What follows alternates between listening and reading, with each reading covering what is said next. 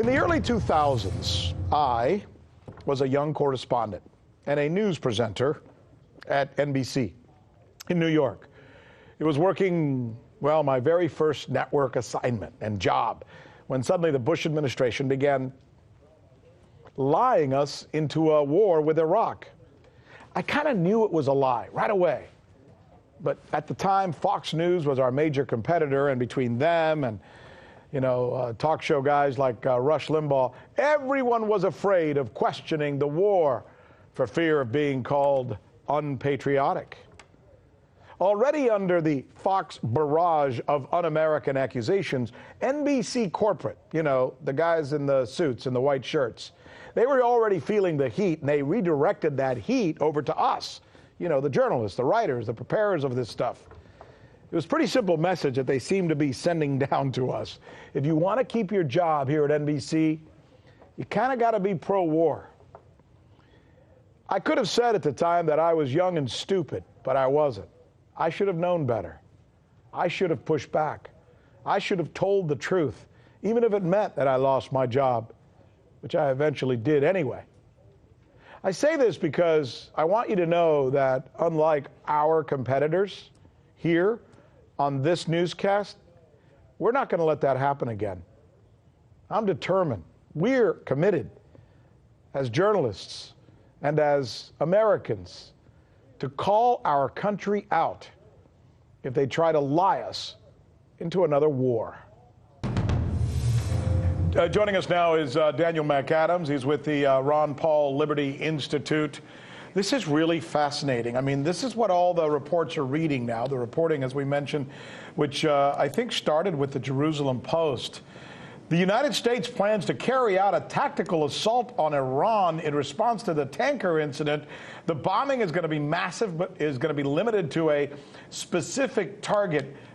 Daniel, what do you make of this? Well, the origin of that article is from an Israeli paper, a Hebrew language paper, and it does make you wonder because they cite unnamed UN sources. We don't know who that could be. That could be someone within the Trump administration trying to leak it, trying to get it out there. Whatever the case, we do know that the military has been planning. We do know that the neocons really sense their greatest opportunity, probably in 2 decades, to hit Iran, which is something they dream about every day. So I would tend to lead it some credibility. They're using as their raison for this attack the so-called attacks that they blame on Iran on those tankers in the Gulf of Oman. But as you and I know, those reports, or at least the evidence that's been provided, seems, at least to this newscaster anyway, sketchy at best.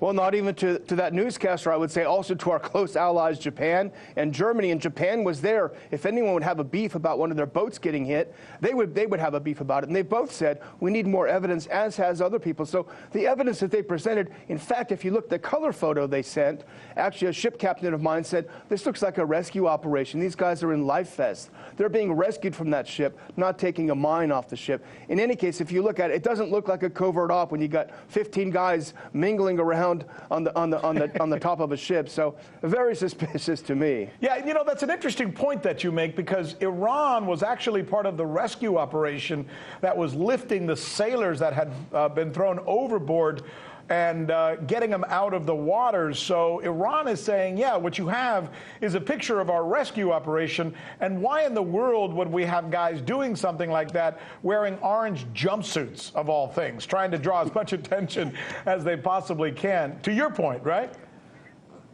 Well, it's pretty transparent, but unfortunately, Rick, as you know, the mainstream media in the U.S. has a way of amplifying this, being a lapdog to the neocons in the administration and elsewhere. So they're making it look like the Iranians hit New York or something. So anyone who stopped and thought about this does not look like a covert operation to me. Yeah, and there's nothing un-American or unpatriotic about what we're doing right now. I mean, look, I love my country. I want my country to make the right decisions. That's why it's my job as a journalist to question just about everything they say, especially given that their track record is not that good.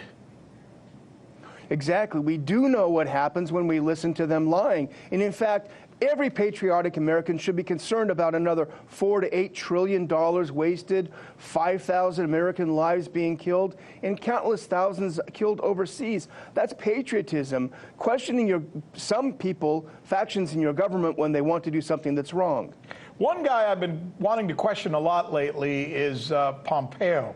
I mean, this is interesting, and I was listening to you with Dr. Paul during the Liberty Report on my way home last night, and you said something really interesting, that this trip that he just made to Tampa to meet with commanders at CENTCOM, you have some questions both with the intent and the planning of that, based in part with the fact that he's the Secretary of State. What's he doing meeting with commanders, you asked, right? Extrapolate that out for our viewers.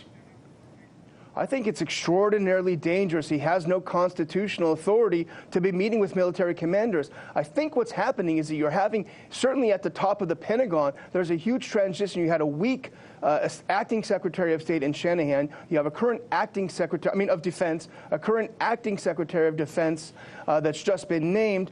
These people have not taken command of the Pentagon, and so Pompeo is jumping in and filling the void as the neocons do. He's pretending as if he's the Secretary of Defense. It's an extraordinarily dangerous thing because you need to have your top military officers having someone who represents them at cabinet meetings to the president, offering the military perspective on the kinds of strike that they want. And we don't have that right now. Yeah, he's out of his jurisdiction, right? And yet he's bigfooting a decision that's not really his, based on the fact that there's a vacuum there. Now, you also have done some reporting, Dan, on what's going on with the military and what they think of this whole strike planning and probability. What's your reporting on that?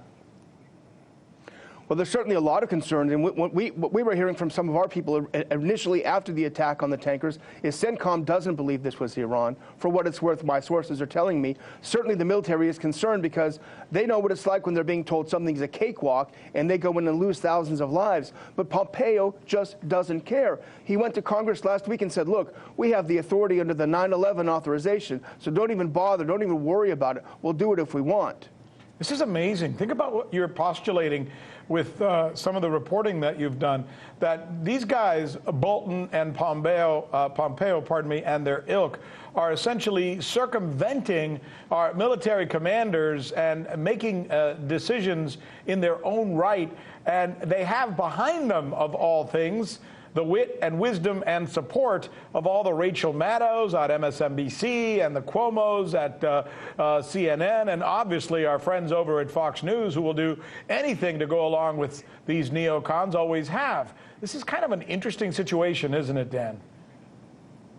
Yeah, and it's exactly what they did in the run-up to the Iraq War. If you remember the Office of Special Plans within the Pentagon, the neocons in the Bush administration didn't like the Pentagon reporting people that actually knew something about intelligence, so they filled this whole Office of Special Plans with their own hand-picked people and stovepiped intelligence up that said what they wanted. They're doing the exact same thing now, and the media, again, as you point out, is complicit, with some exceptions. Stovepiping.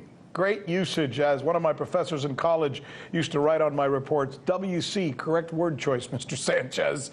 Correct word choice, Mr. McAdams. Well done.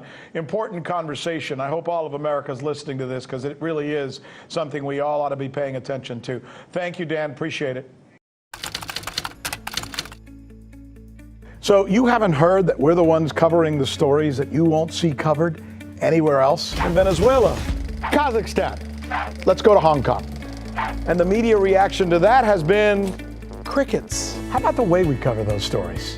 What the hell does that mean? Wally, Wally, Wally. That's the key word in this case, uprising. Keep, can you believe that? Watching. This is the right thing for members of the media to do, to actually pick sides. Look, if you like what you see, subscribe.